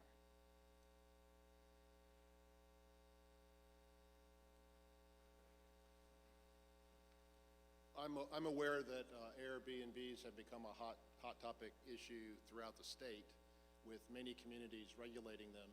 I don't think we have a lot of Airbnbs here. I am aware of at least one person that's wrote me an email that was concerned about one being open in a neighborhood and having partying and things of that nature every day with, you know, multiple strangers, you know, next door. So I think it may be something that we have to look at. I don't think we have a lot of Airbnbs here, but if that became an issue, I think it's something the board should consider regulating a little bit. You know, the number of people allowed to be in a home, in a neighborhood, where the location is, how close it is to others. That's something we would certainly have to consider. But I'm only aware of one complaint that's probably the same one you guys have. So I don't know if you want to comment further, John, or. Was it your email? Okay, it must have been osmosis or, you know, transcendent or something, because we did just recently get an email last week. A woman said that an Airbnb next door was creating problems in the neighborhood. We immediately forwarded that to the town manager, who checks through staff, the code, zoning ordinances, what we can or can't do, checks with the town attorney on those matters. The interesting thing was with Matthews as a whole, if we want to legislate or control something like this, let's say it gets out of hand, we have to go to Raleigh. We do not have inalienable rights here in Matthews. We have to go to Raleigh, and they allow us to do what we're allowed to do. So it's fortuitous that you mentioned that. We're already looking at it, and I hope maybe in the next couple days, between the town attorney and the town manager, they'll get back to us on that situation. So my suggestion would be email any one of us your contact information, and we can follow back up with you as to what the outcome was.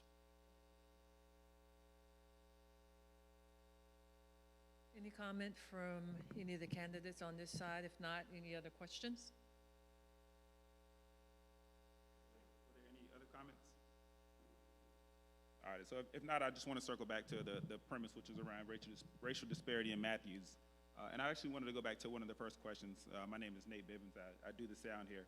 The first question was around Black Lives Matter, and I just want to not rebut, but share some factual information around some of the two comments that were made. One of which was around abortions, and the second of which was around murders in Chicago. And these are often rebuttals when people talk about Black Lives Matter, but I want to make sure we understand the full context. So the first of which is abortion rates are an issue. And when you break them down by race, they're really an issue across all races, right? 39% of white people have abortions. I think it's 34% of blacks. And when we look at the population, you can see that it's more blacks than whites. However, abortion is more of a socioeconomic issue, right? It's an issue of wealth. And those who have been deprived of the ability to attain wealth are those who actually have abortions more than anything. So I want to just contextualize that number and make sure that when we refer to that, we don't look at it as a black issue, but it's really a socioeconomic issue, and how do we make sure people make enough money to be able to maintain a lifestyle they want with their children. The second of which was around black people, black children or whatnot killed on the south side of Chicago. And I think it's unfair to make that comment without, once again, providing the full context of what it means to be black on the south side of Chicago. So in the early 1940s, white people within Chicago started to petition the government and make what they call restrictive covenants that prevented people from allowing black people to move into their neighborhoods. And so when we talk about why there's a slum in Chicago, it's because of these things that actually took place a long time ago.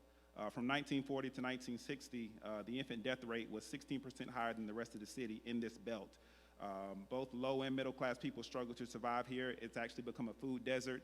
And that, instead of allowing that group to sprawl, right, because it became overcrowded, the city petitioned, or white residents petitioned for the city to build high rises.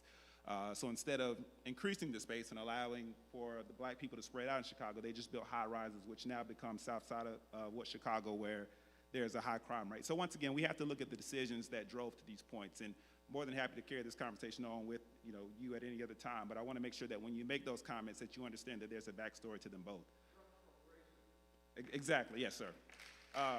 That being said, I recognize that you all play a role, and at the end of the day, you take your jobs of commissioner off and you go home and you're individuals. And so my question is, what do you do as an individual to make sure that you challenge the notions that you have? We all have what we call unconscious biases, but how do you challenge those in your home life and not just on your job? Yes, please.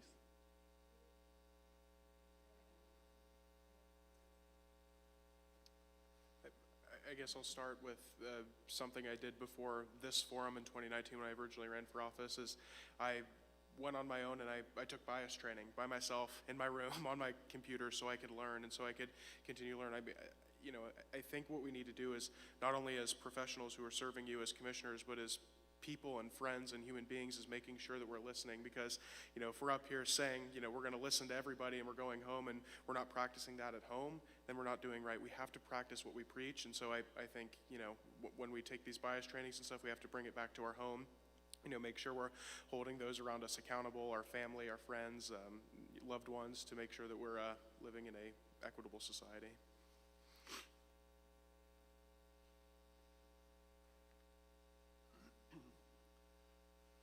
For me, one of the pastors commented that every time he sees me, my hair's getting a little whiter, so I am getting a little long in the tooth, but I think that there's always opportunity every day to learn. And I'm a voracious reader. I like to read about history, and I think there's a lot to learn just from reading. And during these uncertain and difficult times we've had, I've read things like White Fragility and some of those books that came out, just as an opportunity to see if there's something else I could learn, even at my advanced age, and I was still able to learn something. So, as long as I'm alive, I want to learn something every day. So.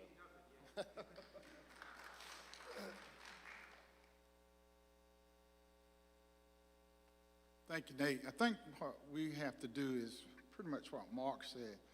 I've been very blessed and fortunate for the last 8 months to be part of a group of Color of Compromise with Pastor Chuck and Howard and the team there. We've been going through the book of Color of Compromise, and it's about racism and how it started and back in the churches and where we are and where we come to today, and how all that evolved back in slavery and come to where it is.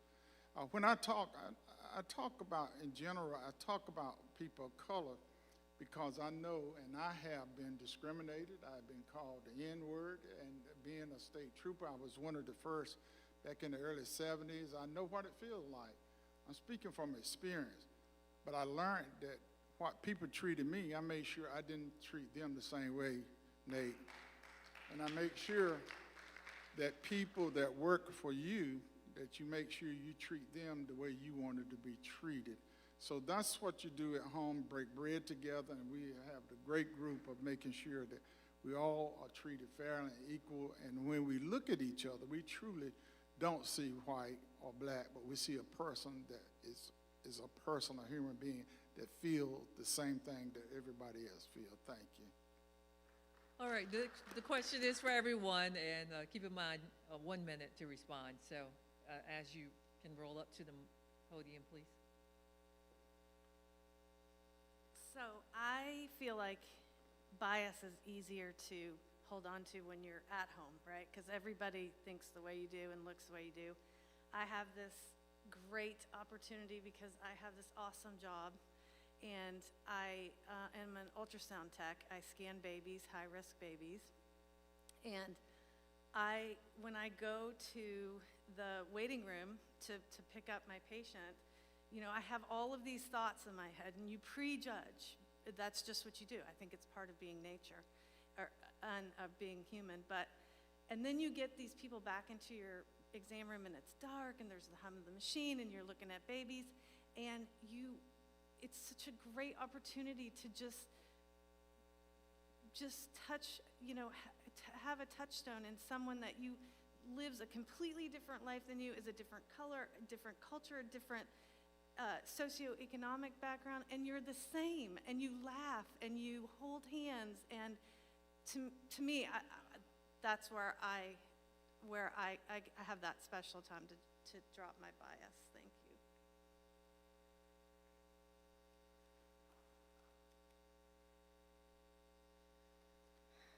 I brought up the abortion total because I have a heart for the unborn, and abortion is the #1 killer of Black Americans. And you have a total of 366,000 Black Americans killed each year. So that's why I say when all Black lives matter, all Black lives matter. The figures you have here combined of HIV, drugs, homicide, diabetes, accidental death, cancer, heart disease, that all those totals are even less than the total of black children that are aborted. And I have gotten involved with that. You can go to Black Genocide, I think it's .com, and I believe, you know, if you speak about it, you need to learn about it, and it's just really sad, and so that's why I brought that up, and that all children need to be protected.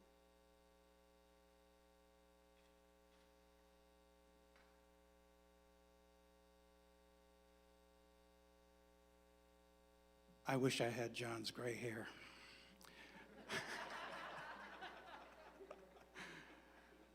So anyway, I am at the age where all of my children are gone and my grandkids are gone, and so the only opportunity I have of passing things on in my own household is to look myself in the mirror.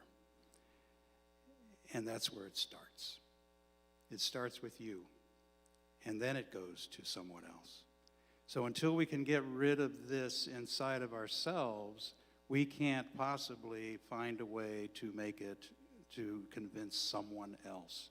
So look yourself in the mirror, dig deep, find out if you are in the position to help someone else overcome their prejudice.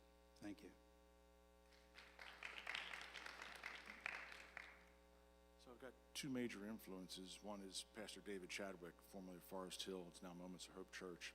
He's the one that 7 or 8 years ago brought me to Jesus and also said that on Sundays we're the most segregated, and he has worked tirelessly to integrate his congregation. He's done so very, very well. So it's been a big influence on me. The second really, really large influence is I sit on many boards in the town of Matthews, but one specifically is the Matthews Free Medical Clinic. Twice a year we do an enrollment process for those who are poor or don't have insurance whatsoever. You will never be so humbled and realize what's going on under the layers, so to speak. People coming to you that A, don't have insurance, or B, don't have any health care whatsoever, and you get to learn about the Asian, Mexican, Black, even white, impoverished out there, and it is so humbling that I can't imagine how grateful we should be as a community that we have the Matthews Medical Free Clinic. Thank you.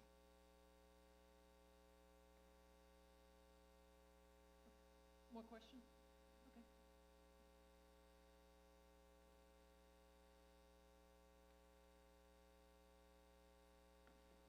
Hello, how are you?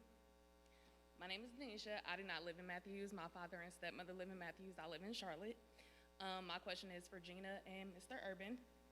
For Ms. Gina, you keep speaking on abortions, but the black rate and the white rate for abortions is only a 3% difference.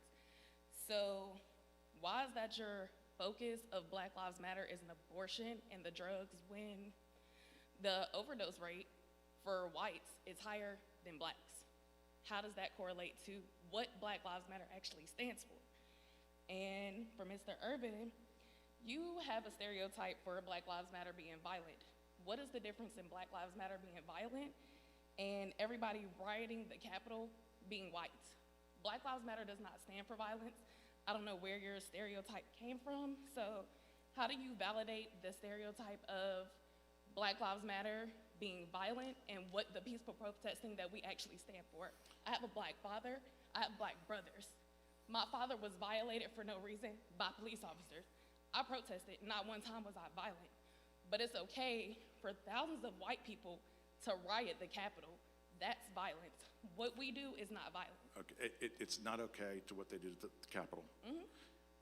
As I indicated, there's Black Lives Matter and there's Black Lives Matter LLC, which co-opted Black Lives Matter for good and went through urban streets, rioting and looting, carrying the signs, Antifa, the whole 9 yards, just like white supremacists, etc., destroying neighborhoods, destroying black neighborhoods that all they wanted to do was make a living.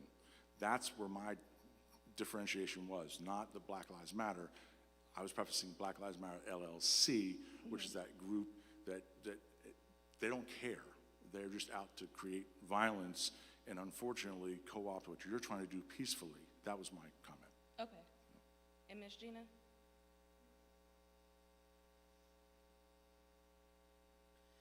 Okay, as I said, abortion is the #1 killer of children. Correct, but whites are also, you're only 3% behind. Our percent is 37, your percent is 34. You're Okay. 3% difference in killing your kids. And most of your rate that's killing the white percentage is all teenager white children, because we take the struggle and raise our children, whereas you rather have somebody not look at your young white teenager the way that the black community looks at our black teenagers being teen parents. But we accept that and we take that struggle and we move forward. You're a 3% difference. So again, I still don't understand how abortion has to deal with actually Black Lives Matter. Black Lives Matter is a movement for being killed by officers. Not abortions, not drugs, not anything else. Those are issues that we handle within our community ourselves. We recognize it as an issue, but we're not being killed off by everybody else. Black Lives Matter is for police officers murdering us. Simple traffic stops going wrong. Okay, Okay. Black Lives Matter, the group, the issue I have with that is you have had innocent black children just shot and killed walking to McDonald's here lately with all the protests, going. There has been no outcry for these people. When you have homicides on black people, homicides are 7,903 a year. There's no outcry from Black Lives Matter. But I say all Black Lives Matter. I don't care. I mean, when you get to, like I said, everything else that how black people die from, I hear nothing from the group standing up for these people who are being murdered or boarded, and that's how I'm meaning it that way. The black population is 13%. African Americans make 13% of the population, but they nearly make 40% of all abortions. Did you know Planned Parenthood was developed to eradicate the black population? I have an issue with that. I'm not sure how true that is, but I know the tattoos and how I'm dressed may not look like anything, but I'm as well a healthcare worker and I'm a nurse as well. So yes, ma'am, I do understand the statistics, but how you're still lining it up to what Black Lives Matter actually is still not. I'm not seeing Black Lives Matter standing up and speaking up for these ones who cannot speak for themselves. Okay, well, I will respect your opinion, but we do stand up for a lot and for more than one thing. You're welcome. And thank you all for respectfully disagreeing. We have another question here. Good evening, all. I believe I know almost everybody on the panel. Again, I'm Doug Rose. I keep on saying I'm a new member to the community, but I've actually been here for 2 years now. So I moved here. I live right down the street from Martha and Will over here. One thing I wanted to talk about, because it's racial justice and equality in Matthews. Okay, so I haven't personally not experienced that in the town of Matthews since I've been here. I got involved in the community. And some of you may know that I am the chairman of the Matthews Veterans Advisory Committee. So I think to get involved with the community also helps out with things that are going on in the community. The one thing that I've seen here and that I would like to ask you guys here is, I see a lot in Matthew is the status quo. I'm looking at change management. So how would the current members look at change management to make Matthews a more appealing place for people to come to move into? I did not move here because I was looking for the town of Matthews. I moved here because I have a daughter and family that brought me from another state to here.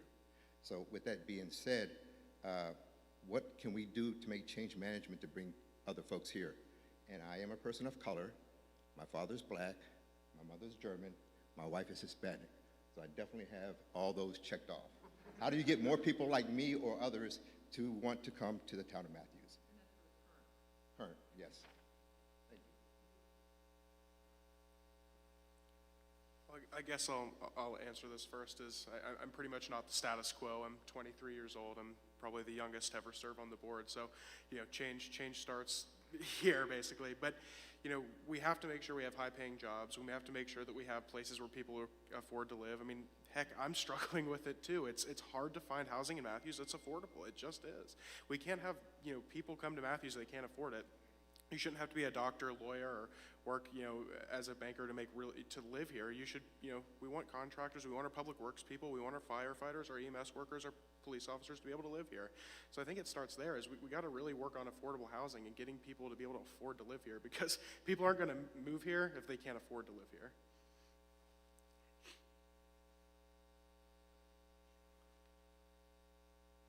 I'd just like to make the comment that Matthews is a fantastic place to live, and that's what's driving the cost of our housing up so much. It's just a great place. I mean, where else do you have a Renfro's Hardware, a thriving downtown, a really active, strong church community, greenways, a sportsplex, excellent schools. I mean, yeah, I'm the mayor of this place, but this is awesome. This place rocks, okay? And that's why I moved here. I moved here because I saw this as an upgrade from when I left Charlotte. I said, this is a better place to live. This is a better place for me to raise my family. So we can always improve, but I think we have a ton that's really desirable here. I live in the Ashley Creek neighborhood, and homes there, which is pretty typical of the whole town, they put them up for sale and they're sold by the next morning they're sold. So, I mean, people want to be here. I don't know that we need to do a whole lot more to encourage people to move here. It's pretty rock solid right now.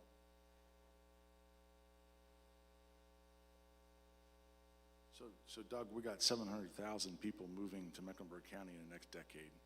I guess we'll get a few people from that, obviously. But to the mayor's point, we have the greatest town in all of North Carolina. No doubt about it. And for those folks that have only been here 5 or 7 years, if I go back 10 years, 15 years, let's go back 20 years. Town Hall didn't exist. Town Hall was a Harris Teeter shopping center run down and decaying and closed. That whole Main Street didn't exist. We didn't have a greenway. We didn't have Parks and Recs the way we did. I don't think we had a black employee in the town of Matthews. So in 20 short years, this town has gone through a rebirth, through a lot of pains. People didn't want the Fullwood Theater. They wanted to tear it down. People didn't want the greenways. If Jeff Miller was up here, he'd do the old story about people stealing stuff and running down the greenway. It was his favorite joke.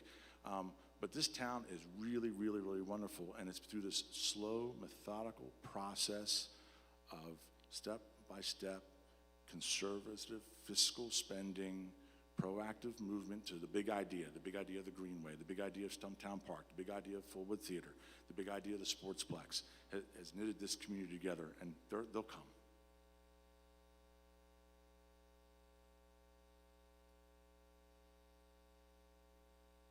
Doug, I'm probably one of the oldest residents here. Me and my wife been here, this is our 34th year living in Matthews, and we can go back when I wasn't, as John said, it wasn't nothing here. We moved because it was in the country, but the city came to the country. But Matthews is a good town to live in. Now, we do have one of the thriving downtowns that a lot of other towns don't have, and a lot of other small towns have gone out of business downtown. But we have a great downtown. And with the help of management and new management to make sure that everybody feels equal and equality, because when you ride around and look around, you want to make sure that you have that diverse, as you will speak of yourself, that you have diversity, and diversity is represented all throughout the town. But I could tell you, I love living in Matthews, and I love where we are headed. We hadn't gotten there yet, but we're on the right road. Thank you. So unfortunately, that's going to conclude as far as any more questions, and we've kind of pushed it all the way to the limit here. So if you have more questions, I'm sure the candidates are available for you. We'll now take 30 seconds from each person to kind of give their final comments, and then we'll have the prayer by Pastor Justin. So if we could start with Mr. Tufano and just kind of roll down the line 30 seconds to do a closing remark, and then we'll do the final remarks and prayer from Pastor Justin. Thank you. Thank you. This has been an extraordinary opportunity, not only for us here speaking, but those in the audience as well, to hear all the different points of view and to come together to some common thought.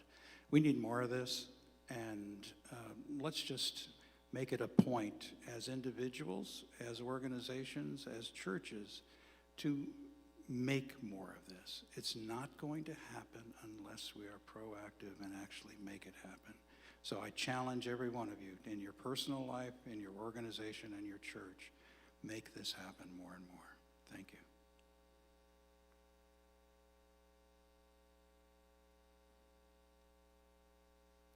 I'd like to thank everyone for attending and thank Larry for this meeting. It was really wonderful to meet all of you. And again, I also think we need more things like this. And if elected, I do serve and will serve the citizens of Matthews, and will have an open door policy and would love to hear from anyone and everyone on any issues they have with the town.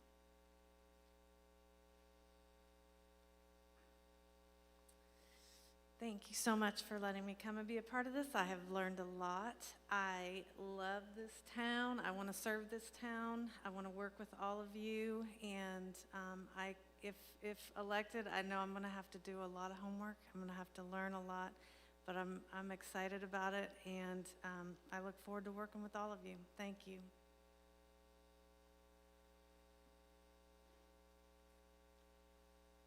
I'm very grateful in that, barring some massive write-in, I will be your next mayor.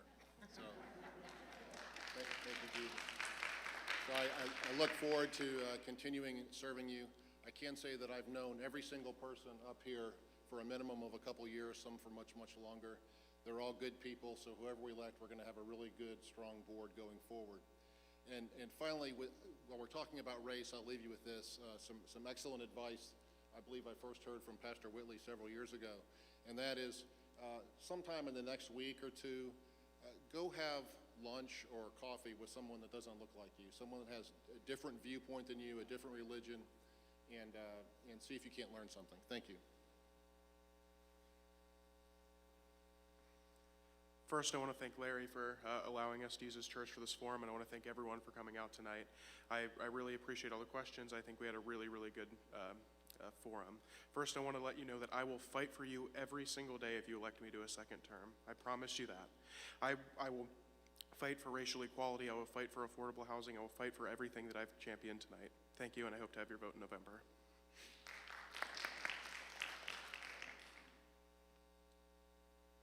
Larry, Luke, Chuck, thank you very much as always. Appreciate it. Tanya, you do an excellent job. I guess as the old dog and underneath the older dog, we tend to get our lumps because we've been around the longest, and I get that. And I know that the new folks can spout off platitudes and all they want to do, but this is a great town. It's been a great board. It's been great boards before them. If you don't believe that, then you just vote the way your conscience goes. But I'm really proud of this town. I'm proud of everybody that's sitting up here that I've served with. I'm proud of the community. I'm proud of the pastors. And I just hope come November you vote for me. Thank you. I want to tell you how hard it is for a black Baptist preacher to only speak for 1 minute. That's really hard. 30 seconds. 23 now. But I first want to thank all of my counterpart pastors. Just stand. I wanted to see the group here that make up, and we have great discussions. Now, that's not part of my time, Luke, but in any event, I want to thank you for coming here tonight and being a part of Mount Moriah. We believe that you should always tell somebody that you love them and mean it every day. And I want this board to know I love them, and things I say is not because I don't. You chastise people, you bring things to their awareness to make a difference, bring a difference. And that's what my task is. I'm retired, I'm old, I'm bald-headed. And so my task is if I don't speak truth to power, then who will? I believe in making sure that no matter where you are, to make town of Matthews the very best it can. I'm asking that you give me another opportunity in my third term to run for your commissioner so that I might complete what God has sent me to do to make the town of Matthews truly the best town in North Carolina. Thank you.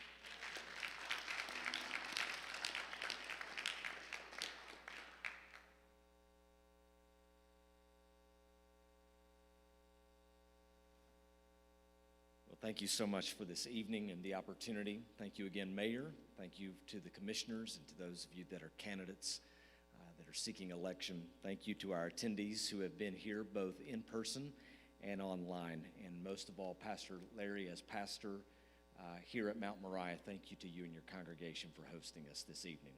Would you take a moment and bow with me as we pray to be dismissed? Our Father in heaven, we thank you that you are God. You are good and you are holy of character. You are great in your power and authority, but you are gracious in your actions and your love and deeds toward us. And we thank you again for your graciousness and mercy through your Son, Jesus, to us.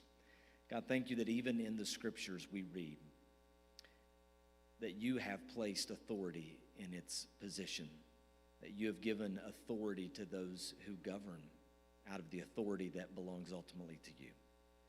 And we pray for those who are currently leading and those who will be elected to lead, that they will govern with your wisdom and they will always humbly submit to the authority that you have given and hold over them. And God, we pray for them, just as your word says, that as they lead, they will lead in such a way that we can lead a peaceful and godly life, and that our community, our town, and the people who live here will flourish and live in harmony and peace with one another. We thank you again and pray for safety for each of the ones as they travel from this campus home. We thank you in Jesus' name. Amen.